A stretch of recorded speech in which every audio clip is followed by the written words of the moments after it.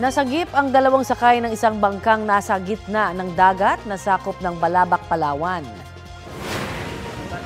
Nabalian sila ng katig. Na-rescue po namin.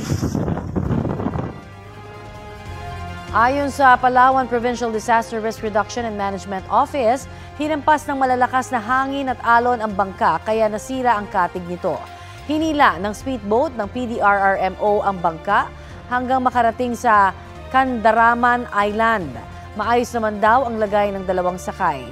Umapaw naman ang ilog sa barangay Deca Lachao sa Coron kasunod po ng malalakas na ulan.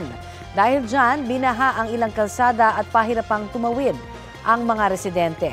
Ayon sa kapitan ng barangay, halos isang linggo nang ganoon ang sitwasyon nila.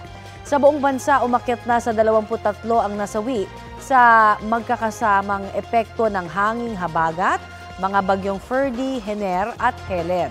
Batay po yan sa pinakabagong tala ng National Disaster Risk Reduction and Management Council o NDRRMC. 13 naman ang sugatan at 15 ang nawawala.